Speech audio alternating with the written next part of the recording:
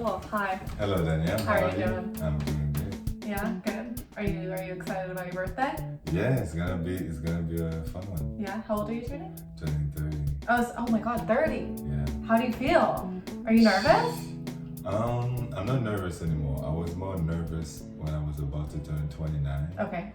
30, I'm in that stage now where I've accepted whatever is coming, and I understand that I deserve whatever is coming my way, good or bad. Oh. So. Do you feel like that? Like, has that age had weight for you? Like leading up to it? Definitely. Because you're out of your 20s, dog. You're out of your 20s. know. You're not a teenager anymore. Mm-hmm. You're not in your 20s anymore. Now you're in your 30s. So you're an adult. I have zero excuse not to be an adult. So. Do you feel like an adult? No. No? No. No. Hell no.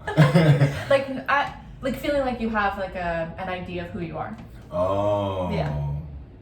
That's a good question.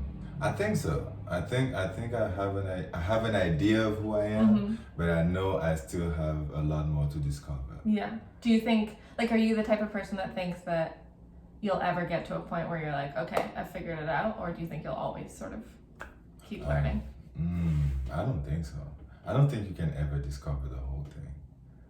Like, once you think you found something, there's another level that you haven't accessed, and there's something else. So I don't think so. Do you have goals for your 30s? Ooh, goals would be to reach independence through my artistic behaviors, endeavors. Yeah. That's a great goal. Yeah. To me, if I can reach that, do whatever I want through my arts and be able to create whatever I want. Oh yeah. Can you talk more about your art and like what that entails for you? My art, to me, I guess it's my stories. Whatever. Like, for people who don't know you, what do you do? That's a tough question. That's actually a It tough is a tough question. question. You know what? The best way to me to describe my art would be that I'm a storyteller. So stories can be told in different ways and different formats. So I use formats such as acting, stand-up comedy, straight up writing, like story writing, poetry and different things. But the one I do the most is stand-up comedy. I'm on stage basically every day, so. Is it your favorite? Ooh, that's a tough question. Like if you had to choose one. Ooh, I've got a good one. Do fuck, marry, kill of your like strands of art. Okay. I mean, stand-up is staying for sure. So stand-up marry? Stand-up, yeah. You're gonna marry stand-up? That's a tough one. That's a tough one. I don't know. That's a tough one. I don't know if I would kill any of them though, because they all go with each other. Yeah, that's fair. To me, acting helps me with my stand-up. The stand-up helps me with acting. The stand-up helps me with the writing, directing, and even having idea. And they all go together, man. So I don't know if I can marry, kill, or do whatever. To any of them? To you just any keep of them all? They need to all It's just come. like a polyamorous Exactly. I'm in a relationship. polyamorous relationship with all these arts. Okay, what else do I want to know about you? This is a good opportunity for me, actually. Okay, can we just start at the beginning? Like, can you tell me the first time, like, I assume when you were a kid, that you got interested in something creative, and like how that went for you? Okay, so I grew up in an artistic family. My dad did theater, wrote plays, directed, acted in the plays, did movies, even a little bit of music too. So I grew up in that environment. And is that how you made a living? He was also a teacher. Cool. He's actually retiring this year. Is he? Wow, the year you turned 30. Wow. That's crazy. That is crazy. Yeah. So I grew up in that environment. Now for me to be creative and that I was aware of that, I think, from even when I was in like first grade and stuff, and we started writing stories, people would always compliment my stories. I would read my stories in front of the whole classroom.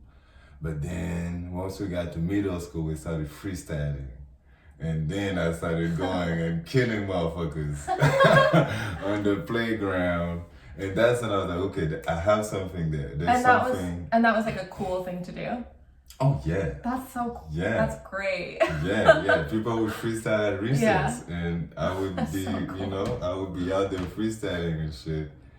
And that turned into trying to write music and all this thing, and I kind of stayed connected to it ever since. That's so cool. Yeah. That's so cool. I feel like that's like a unique thing for a kid, especially like a boy, for it to be like an accepted thing. I mean, yeah, it's freestyle. It's yeah, like but a that's rap still, thing. I know, but that's still yeah. cool. I don't know. I think that's cool. Because you were really into sports as well, right? Yes. Yeah. Yes. I know basketball, but were there other sports as well? I did all kinds of sports. I swam. I did martial arts, like karate. Wow. And this one called, I don't know, remember the name in English, but French is Viet Vo Dao. Okay. Which is like a Vietnamese type of thing. Oh, cool. It's like you're basically a bamboo stick. You're flexible, but you don't break. Whoa. That was really cool. Yeah. So that's why I grew up doing it, and I watched Space Jam. I watched Space Jam, and I figured, man, this basketball thing looks like a lot of fun.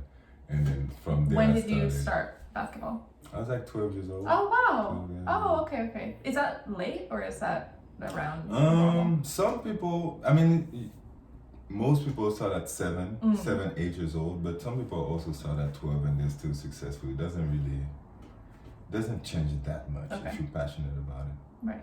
Gosh, that's interesting. And so have you always been bilingual? No. Okay. No. Can you tell us like what your journey was to get to Vancouver, I guess?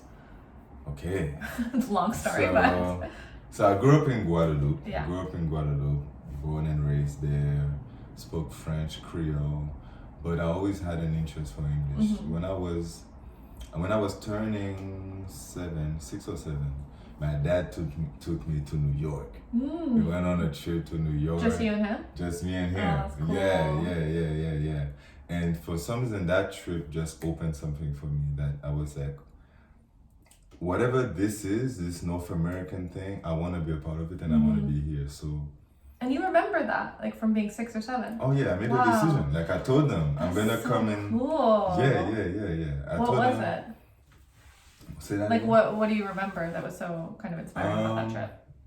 Just the idea that anything is possible. I feel like it opened this thing in me that at least in America you have that idea that freedom is real and that it's there, and you can make your decision and pay for how to say that, pay the consequences, good or bad. Yeah. You know. So from when I took that trip, I wanted to come to North America, and from then I had an interest for English right away. So when I learned it in class, it was easier for me because I have an interest. Right. You know? And then... Were you a good student? I was alright. I was okay. Yeah. My dad was a teacher. Sure. So, you can't go too crazy when your dad's a teacher. Was he a teacher at your school? No, not at my school. But it's a small island, so people know each other. Right. So if I was acting a fool, he would know before I did. You know? So, yeah, man. Yeah. Okay. So, learn English in school. Yeah, learn English in school. Play basketball when I got 12 years old. Started playing basketball. Goal was to make it to the NBA. Started working towards that. And when I graduated high school, I received a scholarship to play prep school in Toronto. Oh. Yeah, so I went out there with this guy, Coach Phil Dixon. He's like a legend in the Canadian basketball, at least. Went to Toronto, played for like a year, traveled a bunch, went to Florida, came back to Toronto, graduated. So I have 2 high school diplomas. Oh. Yeah. Oh, I see. So it was like obviously, sorry, I don't know what a prep school is. Yeah. So you went to high school twice, basically. Basically. Wow. Yeah, I got the French high school diploma and the Canadian high school diploma. Yeah. Okay. And then from there, got my high school diploma, went to California. Yeah. Played college there. Went to Chicago, So Champaign. Did you in California? Did you get a scholarship for that as well? Yeah, I mean it's junior college. So Okay. in California, junior college they don't give you don't give you scholarships. But the year after, I got one in Illinois. In Illinois, Champaign, Illinois. Okay. Played there. And so during all these years, that's when I really got into English. Now I have to speak English. I'm in a 100% English environment all the time. So these are the years where I learned English. Then from Champaign, made my way to Kelowna. Mm-hmm.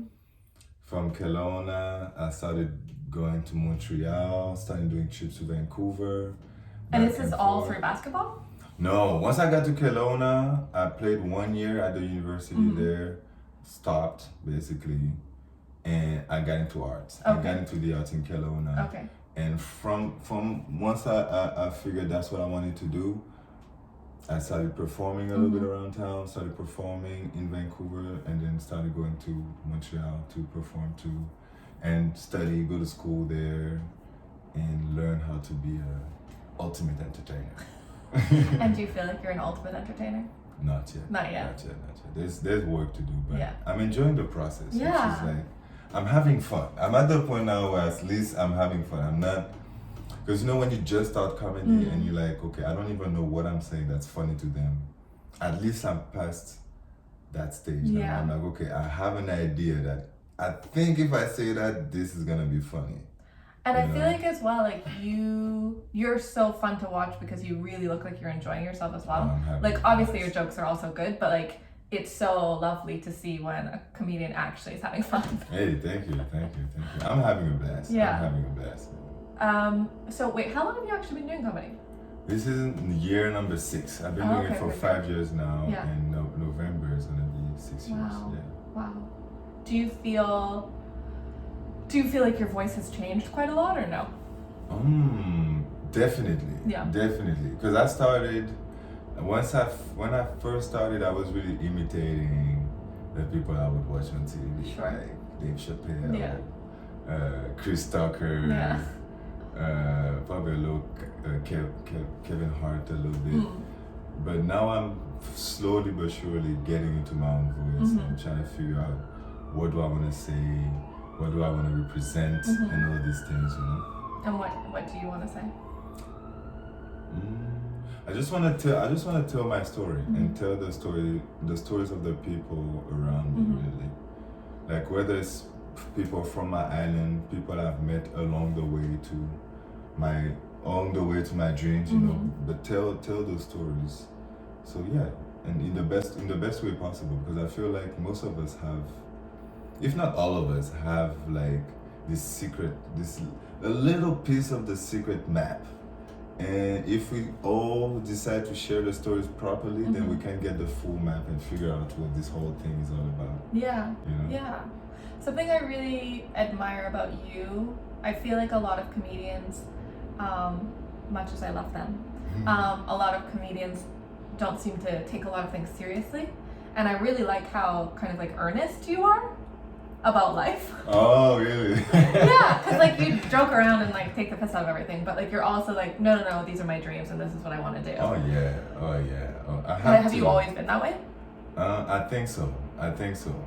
Because even when the thing is, I never wanted to do anything regular. Yeah. Okay. So whatever I wanted to do, I had to take it very seriously. Because it's not like I'm trying to be a doctor or I'm trying to be an accountant, where there's a specific route where you go to university and you do this and that. Yeah. I wanted to be in the NBA, which there's nobody tells you how to get there. Yeah. There's routes. Yeah. But everybody's route is different. To then wanting to become an artist, it's like, and I'm a father now. Right, of So course. now all these things is serious. It's for real. I seriously wanna have fun. Yeah. And make a living out of having fun. Yeah. You know? Do you think that you would be satisfied if you got to a point where you were doing your art full time, but it was never a thing where you were making a ton of money? Like, is money important to you or no? I mean, yeah, money is important to me. And I pray and I'm calling abundance upon me. Yeah. And it will come. But like I said earlier, my goal is to be able to be independent through art. Yeah. Once I get to that point, yeah, money is important, Yeah. but what I'm doing with my time is even more important. Sure. Yeah. To me, like time is, like money is important, but time is even more valuable. So that's more so the goal, and then the money, I assume, kind of will follow. Yeah, because really, think of if, to me, it's like I have this idea that I wanna be able to raise a few goats, right? So now, if I want to be in a position where I'm raising a few goats, that means I have to have a house. Yeah. I have to have land big enough that the goats can be there. Yeah. I have to have enough time to take care of the goats and time to make money to get the goats organized, do my art, raise my children, be a good person. If I have time to do all these things and raise my goats, boy, it don't matter how much money I got, right? This represents being rich to me. And if I can get all these things through arts, chilling. And you think so? I guess the question is like, are you the type of person that when you get to that point, you'll be like, okay, I can relax? I don't think so. Or will the bar keep raising? But it's not even. I don't even know if it's a bar that's raising. It's more of different goals that are coming on. So now I'm doing stand up in town. I'm doing stand up in Vancouver. I wanna start headlining the comedy clubs. But then once I headline the comedy clubs, I'm probably gonna want to headline the theaters. Yeah, sure. Once I get the theater, I'm like, oh, you know what? I want to do this around Canada.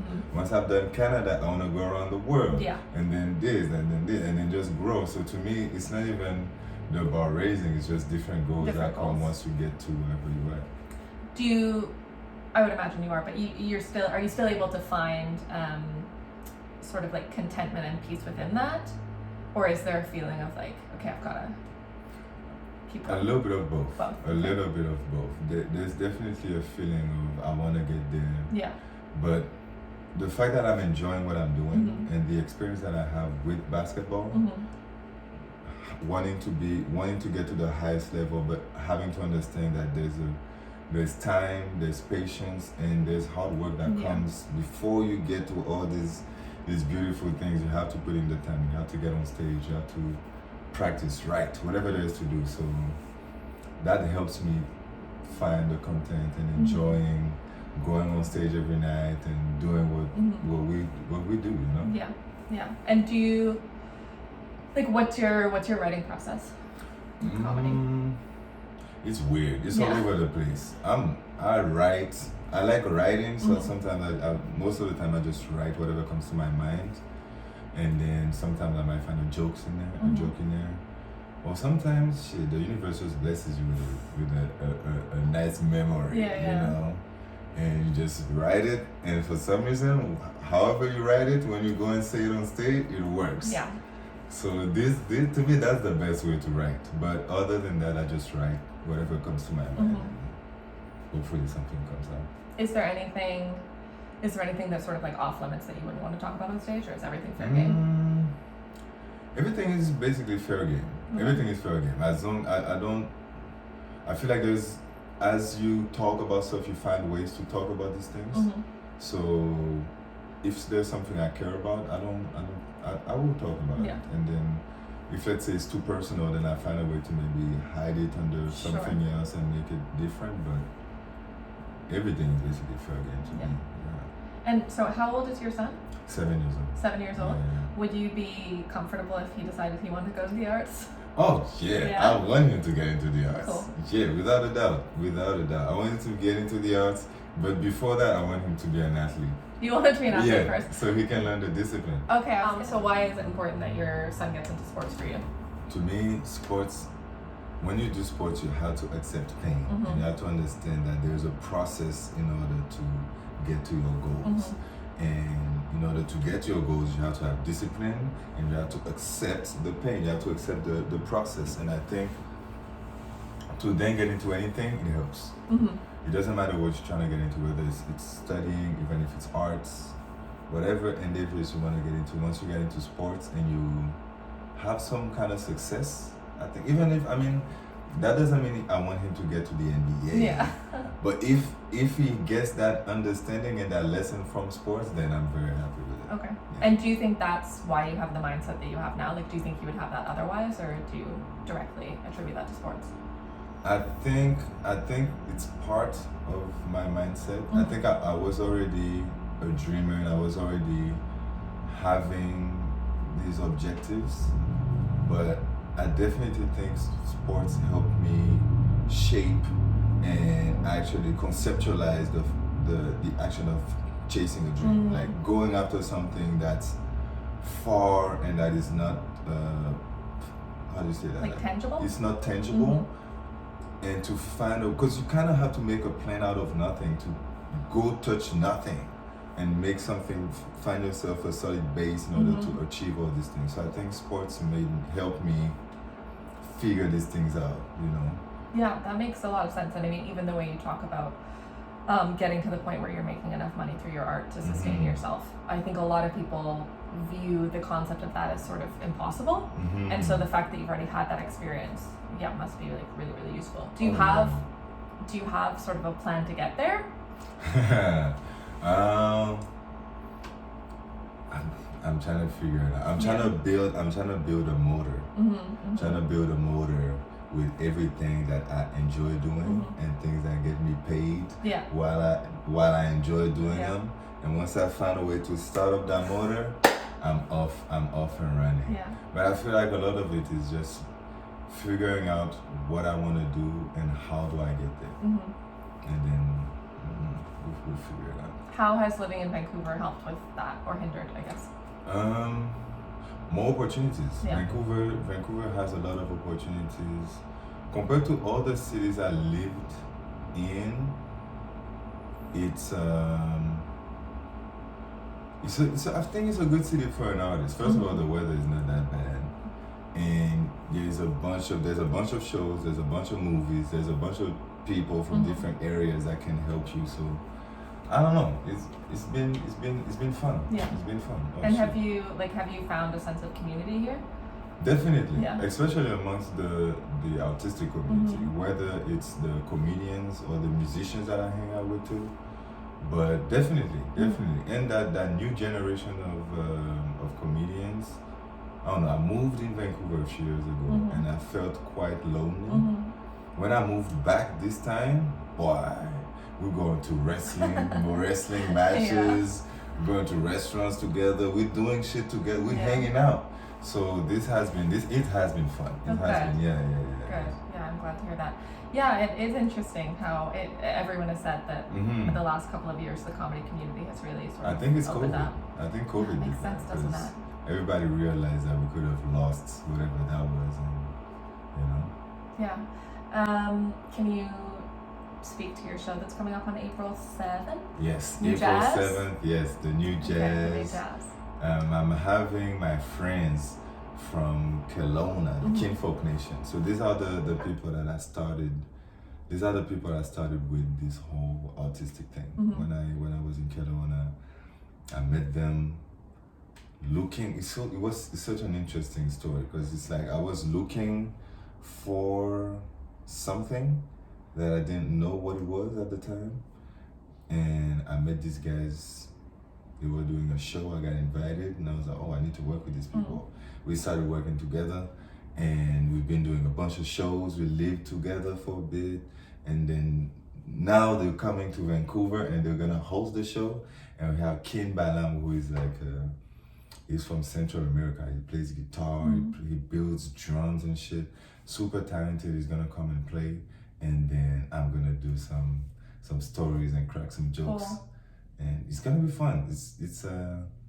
The idea of the new jazz is it's a new jazz. It's something new coming, a new energy and a new vibration that nobody have heard of, but they all felt it. You know. Very cool. Very cool. I mean, that sounds intriguing to me. And where is it? At Kush Club. How much are tickets? $20. $20. Okay. Yeah. Okay. Sounds reasonable to me. Yeah. What drives you? Oh, what drives me? What drives me would be my dreams and my family. My dreams and my family. Like whether it's my parents and my child or my friends, my very close friends. These are, that's what drives me. And wanting to get to where I want to get to. Okay. Okay, this is a stupid question. If you were a song, what song would you be? Ooh, that's a great question. That's a great question. Okay, I would be two songs. Okay. There's two songs. There's one by Kassav, which is Zoukla se semete kamanuni. Zoukla se semete kamanuni. Dun dun dun dun. Zoukla se semete kamanuni. So Zouk is the kind of music that Kassav invented. Okay. And Zoukla se semete kamanuni means the Zouk is the only medicine we need. Okay. Which I think is very profound. Yeah. Because it's the first time that I saw music as a medicine. I was able to understand that, it's actually a medicine. It's not just, And a second song would be This Is the Life I Chose by Currency. Just because that's how I see my life. Yeah. I live the life that I'm choosing. I'm not breaking for anything that I want to do,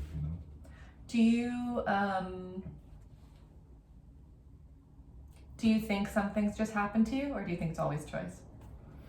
Oh, some things happen to you. Oh yeah, without a doubt. But it's like things happen to you, but you can't control how you react to them. Things are always gonna happen to you, but my coach used to tell us, you have to control the controllables. There's things that you can do, and there's things that there's nothing you can do about it. So, there's this quote that I really like. Do you know who Viktor Frankl is? No idea. He's a psychologist, but he was in Auschwitz, and he was in this concentration camp, and then he got out of it and wrote this book called, I think, A Man's Search for Meaning. Oh yeah, I have that book on audio. I need to finish it. I haven't finished it. It's a good book, but it's like half his experience in Auschwitz and then half a psychological sort of handbook. But he has this quote in it, and it's something like, there's like impetus and reaction, and then there's like a space in between that, and that space is like, that's a horrible rendition of that quote. It's basically just saying like, you always have a choice because you have a choice of how you respond. Yeah, man. Which I really agree with. I really agree with. Big time. Yeah. Big time. Because that's how you get out of chaos. Because sometimes I notice that it's easy to get comfortable in chaos. It's easy to get like, you're in a bad situation, you cry every night, and you enjoy crying. You enjoy being angry, you enjoy being sad, and you just find yourself just digging yourself deeper. But if you understand that, I can control this, I can at least try to smile through it, then somehow, somewhere you get yourself out. Yeah, I think there's something, I think it's really important for people to feel a sense of agency, even when things are difficult. Yeah, man, yeah. Sorry, that's just... Oh no, my own personal beliefs. No, that's good. Okay, what other weird questions do I want to ask you?